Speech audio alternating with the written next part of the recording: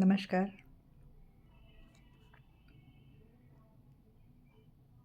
इंसान की प्रकृति है हमेशा खुश रहना। वो खुशी की तलाश में रहता है। खुश रहने के लिए तमाम कोशिशें करता है और साधन जुटाता है, श्रम करता है कि खुश रहें हम। हमारा जीवन आगे अच्छा हो, बेहतर हो और हम आराम से जी सकें। लेकिन कभी-कभी अनायास ही कोई दिन ऐसा आता है कि सब कुछ वही रहता है, साधन सारे वही हैं, घर वही है, हमारा आसपास वही है, लेकिन अनायास मन हमारा उदास रहता है। और कभी-कभी हम बहुत खुश रहते हैं।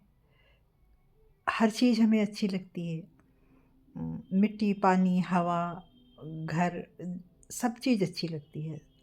परिवार में हर एक सदस्य, जानवर भी अच्छे लगते हैं। ऐसा क्यों होता है कि परिवेश वही रहता है, हमारा आसपास वही रहता है, हम वही हैं, फिर भी कोई कोई दिन हमारा अनायास ही बहुत उदास जाता है और कोई कोई दिन बहुत अच्छा जाता है। इसका कारण ये होता है कि हम अपनी खुद की प्रकृति से दूर जा रहे होते हैं। खुद की इंसानी प्रकृति यही है कि हमेशा खुश रहे। तो जब हम अपनी प्रकृति से दूर जाते हैं तो मन के भाव बदल जाते हैं।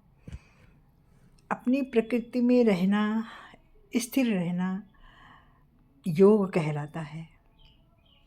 इसे ही योग कहा गया है। एक योगी कभी उदास नहीं होता, ना वो चिंता करता है किसी बात की। उसको पता होता है, वो ईश्वर पे पूर्ण आस्था रखता है कि जो होना होगा होगा, जो सामने आएगा हम उससे निपट लेंगे, चिंता की कोई बात नहीं। योगी कभी चिंता नहीं करता, खुश रहता है। उसके चेहरे पर एक आभ रहता है, चमक रहती है। तो हम भी इस चीज़ को, योग को साध सकते हैं। इसके लिए हम ईश्वर से जुड़े और जब कभी मन उदास हो तो अपने जीवन की अच्छी चीज़ों को याद करें।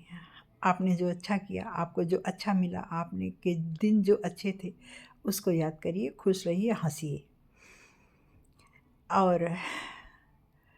और जो आपको चाहिए उसके लिए ईश्वर से प्रार्थना कीजिए कि ये भी हमें मिलेगा, अच्छा होगा। मान लीजिए कोई गिल्ट ऐसी है अंदर आपकी जो ख़त्म नहीं हो रही है, मिट नहीं रही है, बहुत कोशिश करने के बाद भी आप भूल नहीं पा रहे हैं उस इंसिडेंट को, जो आपके अंदर एक घाव का काम करती रहती है। तो उससे बचने का बस सबसे उत्तम तरीका यही है कि हम माफ़ करें। हम नहीं, माफ़ करने का मतलब ये नहीं है कि हम उसकी गलतियों को नज़रअंदाज कर दें और फिर उससे हम बातचीत करने लगें। माफ़ करने का मतलब एक ये भी होता है कि आप उसको हमेशा के लिए भूल जाइए, आप उसको त्याग दीजिए, उससे दूरी बना लीजिए।